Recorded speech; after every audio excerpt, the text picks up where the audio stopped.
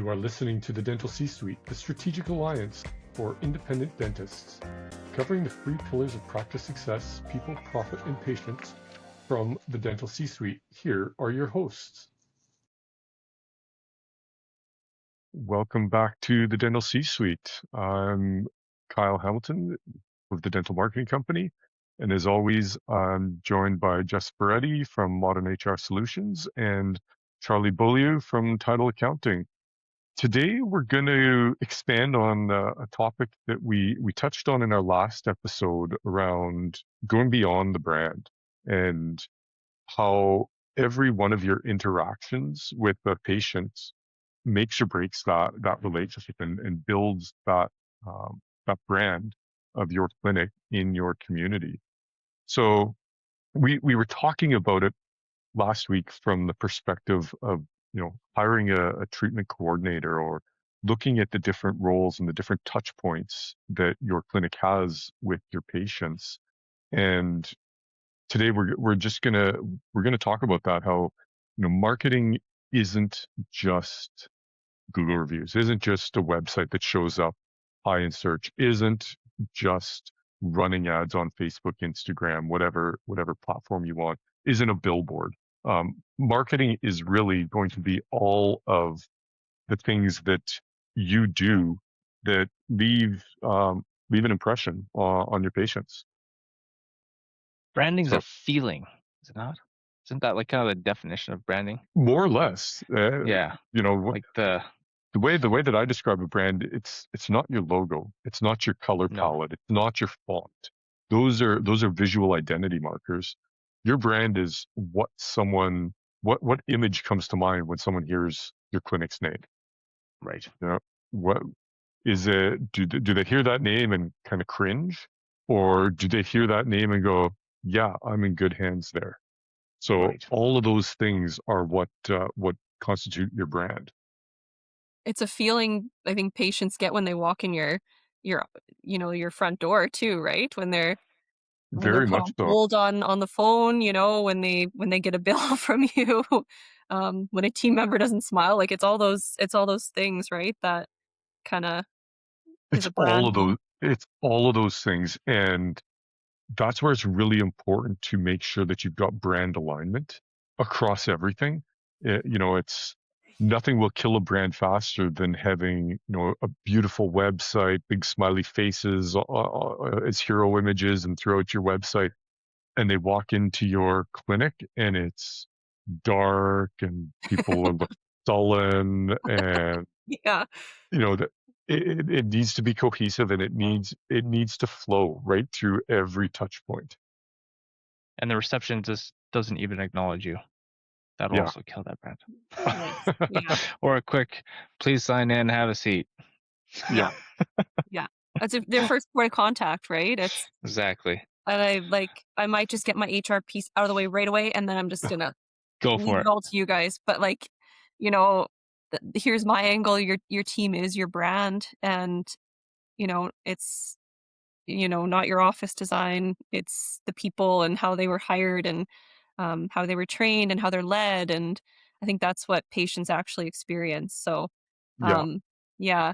I guess I just think to the listeners, think about the last time you had an exceptional customer experience somewhere. Was it the logo that made it, or was it the person that you interacted with? Or I mean, an example that I often use, I've spent a lot of years working in the hotel space and in hospitality and restaurants and hotels, and when you walk into that lobby, yes, the design, the decor, the types of flowers that they've got, those details do matter. But if you walk up to the front desk and there's a row of people there and nobody acknowledges you, you have to wait for 5 minutes to get checked in because even though you're next in line, those things are going to leave a much bigger impression than the fact that they had a bird of paradise as opposed to I don't know, begonia or tulip or something on the desk. Sorry to all the designers we offended out there. I'm not. Those are my fighting words. I think too, like, if you have a long-standing patient that comes in and you know that patient, it's even as simple as, like, greeting them by name versus, "What's your last name?" Like, when they Yeah. walk up to the front, it's like, that's a huge difference. The difference is your brand, again. And this ties in well with the HR side of things. And when you have good staff who stick around and get to know those patients, get to build those relationships, that augments your clinic, that augments your business. That makes those patients feel heard, feel understood. Um, it's a totally different experience than walking into a clinic and every time you come in there's somebody else sitting at the front desk, there's somebody else taking you into the back to your treatment chair, talking to a different hygienist. So building up your ecosystem of HR and branding is what helps build your actual brand. It's not the logo, um it's not how you think of yourself, it's how everybody else thinks of you and your business. Right. And I think I think it might be hard for some owners to separate that or, to Mhm. realize the difference. And I don't know from a marketing perspective, Kyle, I don't know, you need to tell me what you think about this, but I do see a lot of clinics that have a big presence on social media, and they'll showcase um their team building days and whatnot, and we took our staff out for lunch and whatever, and that's great. I think those are great things to do, but I also know what's actually happening in those clinics, and so they're showing that they have that all this is really good, but when you walk into those clinics, it's not. It's actually not. So on the surface, it looks, you're advertising that it's really, really good, but and so that's what patients expect when they come into the door. But Yeah, then and what you're saying with alignment, the alignment's off somewhere then, right? If they're very Can much. showcasing this, but they're not actually practicing it. can I ask a question? And Of course, I always. I might I might I might get in trouble on this one, but we'll see. That's what Oh, podcasts are about, oh, right?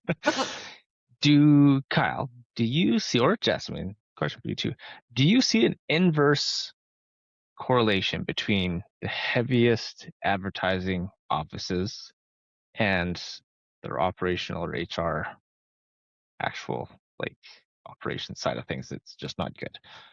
Because yes. I feel like I okay. Yes.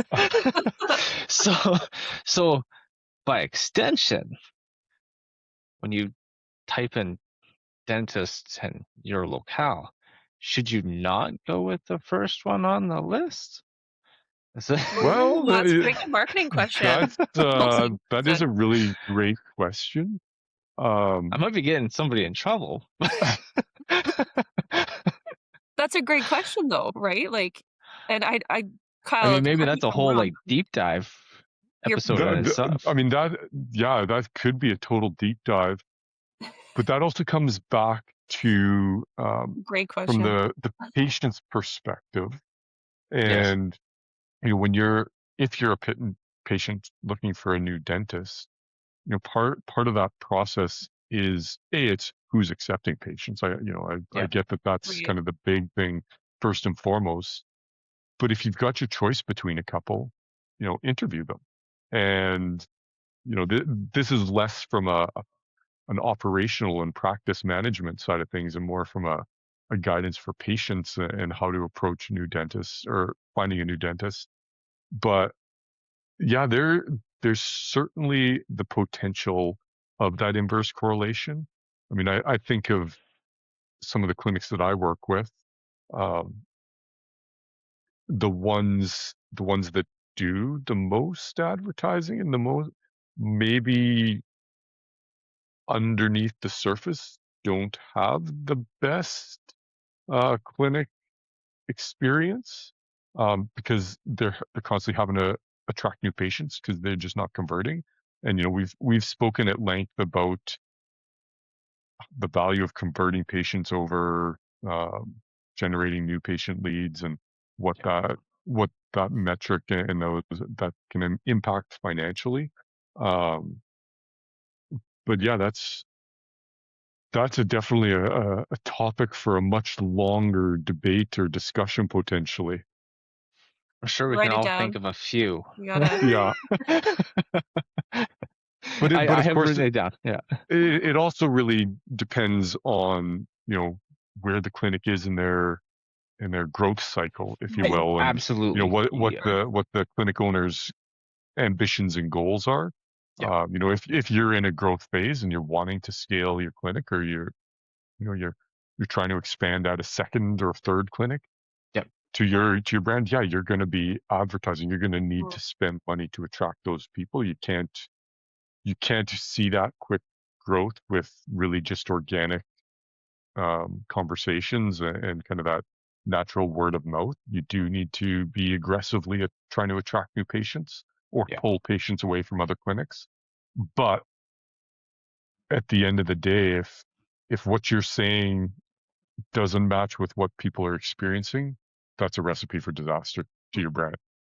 So what you're saying is if you're 15 years into operations and you're a 4 or 5 chair clinic and you have to spend thousands upon thousands of dollars a month to turn production, probably got some other issues. That's what I'm hearing, right? I would suggest that maybe you want to bring in a Charlie, bring in a Jess, and look at your internal operations and look at your finances and how you're functioning operationally or structured operationally, because there's something that is not optimized. Let's put it that way. Mhm.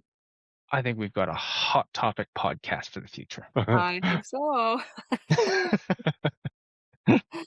I can already think of the title too. Perfect. But no, it's funny because and I want to kind of like reiterate Kyle's like words here, because when I ran one of the general dentist offices that I did years ago, we didn't do a lot of marketing. And part of that was the fact that we had um, some geological isolation for ourselves, which obviously ideal in every situation. If you can be the only dentist office in an area, that by and large buys you a lot of new patients without the marketing. However, we made a real kind of strenuous case that the experience and like from patient entering the door, throughout our office was kind of paramount. And we bet the house on the fact that that would, be a better fit for us long term than just throwing $5,000 a month at Google and Meta ads and all the other stuff. And, the proverbial throwing shit against the wall and seeing what sticks. So and it paid off. The clinic, 10 years in is well established, turning a great profit, and is well on its way to kind of busting at the seams. And a lot of that comes from the fact of just delivering that patient experience from the outset. And that was one of the things that we really tried to do was, when the patient walked in, they were greeted with a smile and hopefully by name. you know, Obviously, if you're a clinic and you have, 2,500 active patients, it's hard to get everyone Yes. by name. Yeah. that's a You hard got to have thing a to pretty deliver on. fantastic front desk for that Yeah, Exactly. that But, right. the memory. fact of the matter, Their if greatest they've been yeah. a patient, for a couple of years, your staff have been there for a couple of years, they get to know these people. And so that's important. And we tried to have pictures as much as possible within the practice management software. So, typically there's 3 patients that are going to be coming in the next 10 minutes. Let's take a gander at their photos each so I can kind of visualize, okay, this is probably John, that's Sally, that's, Trisha, whatever. And so that was always important. But then it was also important that, the staff had the conversations with people, like have the conversations about what they're doing next month, what their summer plans are, what they're doing for Christmas, and write it as a note so that when the next person is in there, we can ask them about, how was Christmas for you? How was that vacation in Mexico? How was your Yeah. summer trip back home to see family? And those are the little things that actually mean something to the patients. Patients love that. Nothing to do, yeah, Yes. nothing to do with dentistry whatsoever. But the fact that you listened, heard, and actually followed up on something, that is, and didn't follow up on that cavity or that you still Yeah. haven't got filled means a whole lot more than the other stuff. And so that was really a really important thing. And actually, one of the things that we had happen in our office is one of the staff members we had hired, she was Spanish by origin, and so she spoke fluent Spanish. And in the area, we had quite a big Spanish community of people, and a lot of times when they came in, they would speak Spanish to each other. And I had another staff member at the time that didn't think that that was the greatest thing, that there was a different language being spoken in the office. And I had to say, wow, that's one way to look at it. But at the same time, too, these people were potentially immigrants themselves, and they were able to talk in their native language within a dental office in a foreign country to some of them, and be able to have conversations. And they were able to obviously interact on a different level, that if you can speak Spanish and it's not your first language kind of thing in English, that you have a better understanding of what's going on, what the dentistry is, what the dentist is prescribing and stuff like that.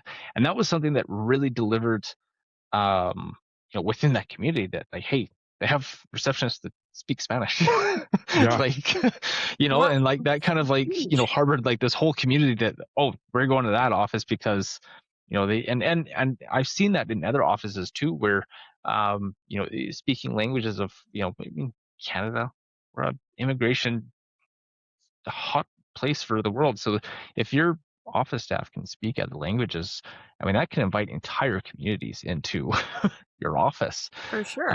and no marketing dollars needed. I'm curious, Charlie, So, with that, did you highlight that yep. on the website at all? Like, I didn't. I should have. well, Um, I but just yeah, like I see that lots in on lots of like dental webs or office yeah, websites, right? As languages spoken. And I thought like yeah. I think that what a great I think Mark or Kyle, from marketing's perspective, you'll have to say if you agree with that, but like what a way to welcome new patients in Yeah. and Exactly. then make Yeah. them feel comfortable before they even enter the door. So It's if you've got multiple languages spoken in your clinic, certainly put that on your website and certainly make people aware of that. Um, to one of the things that Charlie was saying earlier about, adding pictures and adding notes into your patient management system, like that's marketing at at the very base level. Like that is the best marketing you can do. And so while we might think of marketing as being the ads, being the external marketing, investing in those internal systems, they like the return on that is way higher. And so I would actually fight you, Charlie, and say you didn't pay anything for marketing. I think you paid a lot in mm, marketing and managing and maintaining that internal culture. Sure, it might not have necessarily had an external dollar figure, Yeah. but you were actively investing in that, actively investing in building those relationships and building that culture, which is what led to that success. Mar- Marketing takes a whole bunch of different forms, but It, at the end of the day, you're right. absolutely right. it's trying to build a relationship, trying to build a connection, trying to Yeah. make someone feel like, yeah, okay, I trust this person enough to give them my hard-earned dollars. Yeah. And so whether that is through an ad online, whether that's through a billboard, or whether that's through having the conversation in Spanish or a different native language and acknowledging that person by name, that is marketing. Yeah. I feel like this could be a whole nother episode too, Kyle, where we just hammer these questions out at you because I you say that and it even for myself sometimes I think like to grow my own business, it has to be all external marketing, but there's so much more to that. So I'm Yeah. sure lots of dentists think that I got to put the billboard up. I got to, you know, put my face on this whatever. I got to attend this event, that kind of thing, but there's way more to it internally to Oh, make sure that your yeah, patients don't feel like just a number and than it and is that really. That's so yeah, interesting. like that's kind of the topic of today's conversation, going beyond the brand. All those things are brand positioning, and Mhm. that's trying to tell people how you see yourself. But if that's not how they see you when they interact with you, then I'd say it's wasted money. You know, if you're all hat and no cattle, so to use a Western Canadian term.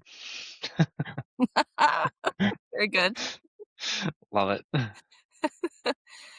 Um, yeah, I guess, well, you know what, let's ask our listeners, listening to this episode here, think about maybe a recent patient experience or patient who left your practice and maybe never came back, and do you know why? And um, if not, maybe that's a conversation that you need to have. It has something to do with your overall clinic image, I likely. would, yeah. If you're not happy with your recall rate, or you even have a question about your recall rate, like that's something worth solving sooner than later. Because as Charlie mentioned, you don't need to have a big budget for marketing. You don't unless you're in a highly competitive Absolutely. urban center, where there's like five different clinics within a mile radius. Uh, your brand should pretty much be able to stand on its own with Oof. minimal reminders to your community. And your marketing might not need to be Google ads or Facebook meta ads. Your marketing could be sponsoring a kids hockey team or ball league or soccer, or you I know was just go gonna mention that. Like yeah, this all takes so supporting a many different local arts forms. council, or Mhm. donations, and building your name recognition that way, showing that you're part of the community. Yeah. um yeah, there's so much more to marketing than Facebook ads. But Yeah. when we're starting in business, when we're trying to grow a practice, that's what marketers are selling you, because that's how we make money. Yeah. I'm not going to make much money off of guiding you to, give $1,000 to the local Boys and Girls Club, and ask them to put a social media post that way, so that you're getting into their channels. Hmm. Um, I'm going to tell you, no, we need to be doing Facebook ads. We need to be doing meta ads. Um, I personally don't do a lot of that. I will do it, but my core beliefs are that that's not really good marketing, unless, as I just said, you're in a highly competitive geography. Hmm. I'll give you. I'll give the dentists and orthos a really good marketing idea. Go and sponsor a hockey team with mouth guards, or a hockey organization. Yeah, Yes. Yes. All those youth getting free mouth guards. Mom and dad love you. Like growing easy. up, my Huge. dad, Absolutely, Yeah. Charlie. Yeah. every sports team I played on, my Yeah. dad would hold a Saturday afternoon, Yep. and I think he charged like $20 for a mouth Yep. guard, for like a custom fitted mouth guard for anybody who wanted it. And Yep. even to the point where I'm pretty sure there were a few siblings and parents who came in and took advantage of the deal, as Yeah. well. But it was, yeah, my dad just, I would much rather you have a mouth guard and not have to come and see me for Yeah. thousands of dollars of reconstructive dentistry or restorative dentistry, than not. So it's a Exactly. fantastic idea. Yeah. Yeah. So yeah, no, it's a good way to get into the community, and this is a big play, especially like in smaller town places.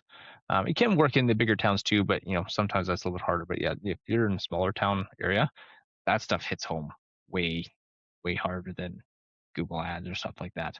Actually showing up where these people are, and protecting their oral health before it's a crown and bridge, or Yeah. implants. Yeah. So yeah, it's no big good ways to help the community. Absolutely. So Right. yeah, I mean, build a logo, have a logo, because you need a bit of a visual identity. But Absolutely. from a marketing perspective, it's really important to always be thinking of your brand is not being how you portray yourself, but how everybody else thinks of you. And the more that you can start to refine and work on those internal, how do you greet patients when they walk in the door? What are the words that you're using in your email communication or your reminder emails? All of those detail focused things are what constitutes your brand and what build or detract from your brand. So if you're struggling with high churn rate of patients, low recall rate, maybe it's not necessarily the need to bring in more patients or even better patients. Maybe the problems are internal to your clinic, and it's worth sitting down and having a think about it. I've got a question for you, Kyle. Yeah. What's your thoughts on the identity of having teeth in the logo? Because I think I've seen every iteration of a molar these days. Yeah. No, it's Can we maybe challenge our audience and the new startups to get away from the molars in the logos? I would What's your say thoughts on challenge them, that? but at the same time, one of the things about a logo and a visual identity is making it instantly recognizable and Yes. instantly identifiable. So, on the one hand, if you're in a small community and you're the only dentist for 50 miles around, having a molar, having a tooth means that instantly everybody knows that, Yes. oh, you're the local dentist. But if you're in a highly populated urban area where there's 5 clinics within a 1 mile radius, and every single one of you have a variation of a molar, there's no identifying factors there. So you might want to consider, how do you differentiate yourself from your competition with your visual logo? So add a toothbrush or floss or something, hey? Maybe. Yeah. So that's what I'm here to say. Tired of seeing molars in dental office logos.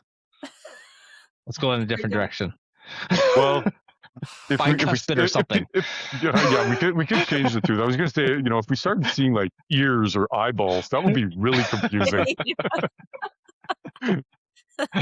Then you need to reconsider who you're hiring for your marketing, I think. There we go. Yeah. Probably. Or if that's like what you love that visual, maybe you chose the wrong medical career. There you go, yeah. You heard it here first. Let's get rid of the molars. Well, on Excellent. that note, hey? On that note, get rid of the molars in your logo and think about what your internal branding, your internal communications are to really try and grow your business first before spending money on thousands of dollars on ads. That's this week's message. I love it. Great advice. Thanks Perfect. for tuning in, everyone, and we will see you next time.